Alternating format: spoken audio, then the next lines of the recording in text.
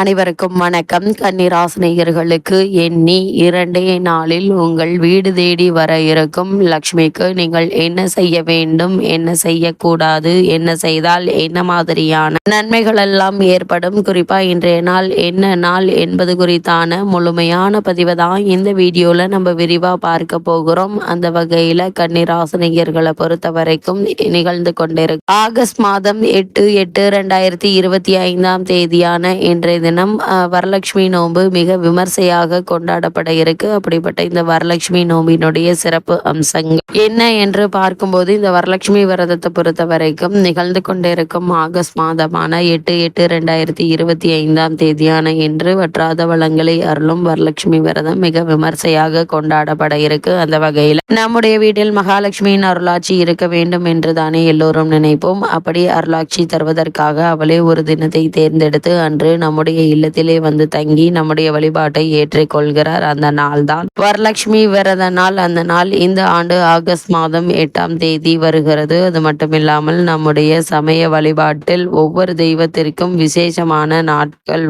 உண்டு. சிவனுக்கு சிவராத்திரி, பிரதோஷம், கண்ணனுக்கு ஏகாதசி, அம்பாளுக்கு வெள்ளிக்கிழமையும் கௌரி விரதமும் மேற்கொள்ளப்படுகிறது. அதே போல் பிள்ளையாருக்கு சதுர்த்தி, முருகனுக்கு சஷ்டி, நரசிம்மருக்கு சுவாதி என ஒவ்வொரு தெய்வத்திற்கும் சிறப்பான நாட்கள் உண்டு, விழாக்கள் உண்டு. மகாலட்சுமிக்கு இப்படி வரிசையாக பல நாட்கள் கொடுத்திருக்கிறார்கள். இது தவிர ஒவ்வொரு வெள்ளிக்கிழமையும் மகாலட்சுமிக்கு உரிய நாள்தான்.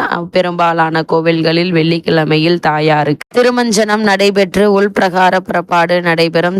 சுக்கிரவாரம் என்பது மகாலட்சுமிக்கு உரிய நாள். பொதுவாக கிரகங்களில் சந்திரனை அம்பாளுக்கும் சுக்கிரனை மகாலட்சுமிக்கும் இணையாக சொல்வார்கள். ஒரு ஆண்டில் மகாலட்சுமிக்கு தனிப்பட்ட முறையில் உகந்த விரத நாட்கள் இருக்கின்றன. ஆனி மாதத்தில் அமிர்த லட்சுமி விரதம், ஆடியில் திருவாடி பூரம், வரலட்சுமி விரதம், ஆவணியில் கஜலட்சுமி விரதம், புரட்டாசியில் கௌதமி ஜகர விரதம் மற்றும் ராதா ஜெயந்தி, ஐப்பசியில் லட்சுமி குபேர விரதம். அது மட்டுமில்லாமல் துளசி விவாகம், கார்த்திகையில் லட்சுமி பிரபோதன தினம், தையில் வசந்த பஞ்சமி, பங்குனியில் ஸ்ரீலட்சுமி பஞ்சமி மற்றும் பங்குனி உத்திரம் என வரிசையாக சொல்லலாம். இந்த நாட்களில் வீட்டில் கலசம் வைத்து லட்சுமி பூஜை செய்வார்கள். குறைந்தபட்சம் லட்சுமி படத்திற்கு முன் ஒரு விளக்கேற்றி வைப்பார்கள். பெண்கள் அமர்ந்து வீட்டில் லட்சுமி கடாட்சம் பெற்ற லட்சுமி சோஸ்திரங்களை பாராயணம் செய்வார்கள். இது தவிர மகாலட்சுமிக்கு தொடர் பூஜை தினங்கள் என்று ஒரு வரிசை உண்டு. மகாலட்சுமி விரதம் என்ற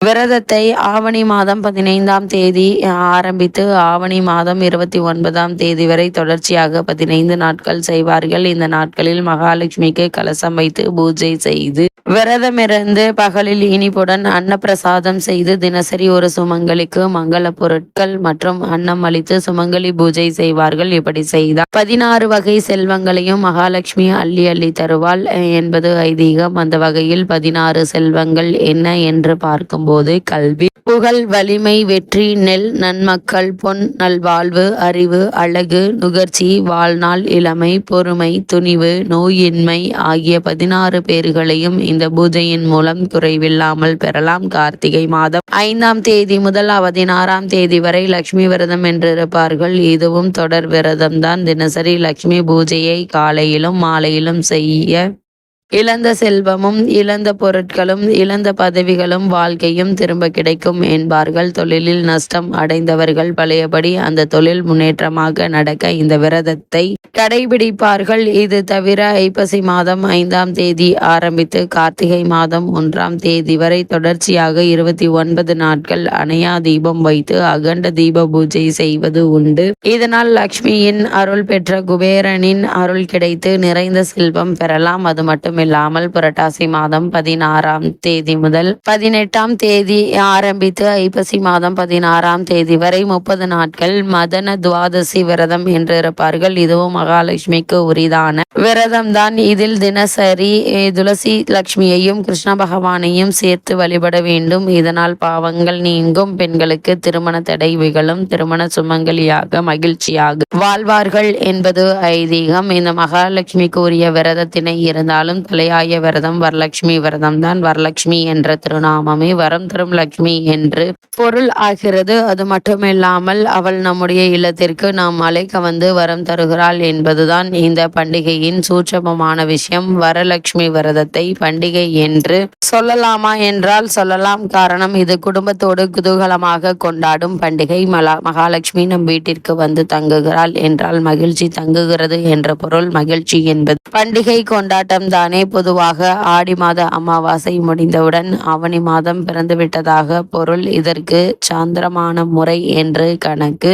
சாந்திரமான முறையில் ஆவணி மாதத்திற்கு சிரவண மாதம் என்பார்கள். இந்த ஆவணி மாதத்தில் பௌர்ணமிக்கு முன்பாக வரும் வெள்ளிக்கிழமை தான் வரலட்சுமி விரதம் மேற்கொள்வார்கள். இந்த விரதம் எப்படி தோன்றியது என்று தெரிந்து கொள்ள வேண்டும். இந்தியாவில் மேற்கு கடற்கரையொட்டி சௌராஷ்டிர நாடு என்றொரு நாடு உண்டு. அந்த நாட்டின் ராணி சுசந்திரா தேவி அவள் பூர்வ ஜென்ம புண்ணியத்தினால் அளவற்ற செல்வத்தை பெற்றிருந்தால். இப்படி பிறக்கும் போதே உழைப்பில்லாமல் அளவற்ற செல்வம் பெறுகின்ற போது மிகவும் எச்சரிக்கையோடு இருக்க வேண்டும். காரணம், அந்த செல்வம் புண்ணியத்தினால் வந்தது. ஆனால் அதை மகாலட்சுமியின் பிரசாதம் பூர்வ ஜென்ம புண்ணியத்தினால் வந்தது என்று நினைக்கலாம். தவறாக பயன்படுத்தினால் அந்த செல்வம் ஆணவத்தை தரும். ஆணவம் வந்துவிட்டால் தகாத காரியங்களை செய்ய வைக்கும். தகாத காரியம் செய்தால் பாவம் மூட்டைகள் போல் சேரும். பாவம் மூட்டைகள் போல் சேர்ந்து விட்டால் ஜென்மசாபல்யம் இல்லாமல் படுகொலியில் விழுந்துவிட நேரிடும் என கூறப்படுகிறது. அது மட்டுமில்லாமல் செல்வம் நெருப்பு போல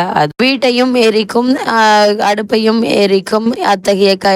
அதை கையாள்வதில் மிகுந்த கவனம் இருக்க வேண்டும். அதை முறையாக பயன்படுத்தினால் அதை விட புண்ணியம் வேறு இல்லை. இதை ஆழ்வார் ஒரு பாசுரத்தில் சொல்கிறார். எய்ந்த பெரும் செல்வந்தராய் திருமால் அடியார்களை பூசிக்க நோற்றார்களே என்கின்றார். அப்படி இல்லாது தாறுமாறாக செல்வத்தை பயன்படுத்தினால் செல்வமே பெரும் நெருப்பாய் என்று இன்னொரு பாசுரத்தில் ஆழ்வார் பாடுவதை போல அழிந்துவிடும். இதை முக்கியமாக உணர வேண்டும். ஆனால் ராணி உணரவில்லை. தன்னுடைய செல்வம் இறையருளால் வந்ததல்ல என கர்வம் அவளுக்கு இருந்தது. இதனால் அடாதன செய்தால் இதனால் பூர்வ புண்ணிய பலன் கொஞ்சம் சொந்தமாக கரைந்து முற்றிலுமாக நீங்கியது. பூர்வ புண்ணியம் நீங்கி போது அதன் காரணமாக வந்து வளமும் நீங்கியது. அவன் மிக மிக ஏழையானால். சுசந்திரா தேவிக்கு ஒரு மகள் இருந்தால். அவளுக்கு சாருமதி என்று பெயர். அவர் மகாலட்சுமியின் மிகச்சிறந்த பக்தை. வீட்டில் விளக்கு ஏற்றாமல் எந்த காரியத்தையும் செய்ய மாட்டாள். சதா சர்வகாலமும் மகாலட்சுமியின் சோஸ்திரங்களை அவள் சொல்லிக்கொண்டே இருப்பாள். அவளுடைய நாவில் நடனமாடிக்கொண்டே இருக்கும். அவள் தன் தாயின் நிலையை நினைத்து வருந்தினால். மகாலட்சுமியிடம் பிரார்த்தனை செய்தால்.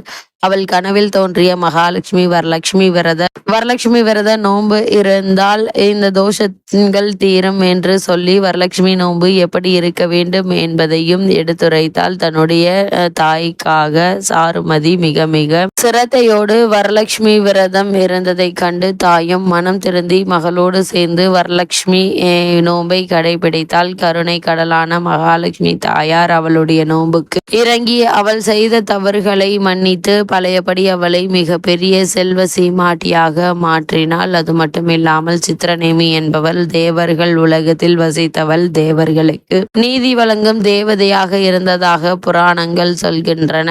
அப்படிப்பட்ட நீதி தேவதை ஒருமுறை பராசக்தியின் கோபத்திற்கு ஆளானால். அந்த சாபத்தினால் அவளை குஷ்டரோகம் மண்டியது. படாத கஷ்டங்கள் பட்டால். காட்டில் திரிந்து அவள் தனக்கு எப்பொழுது சாப விமோசனம் கிடைக்கும் என காத்திருந்தாள். அப்போது தேவ கன்னியர்கள் சிலர் வரலட்சுமி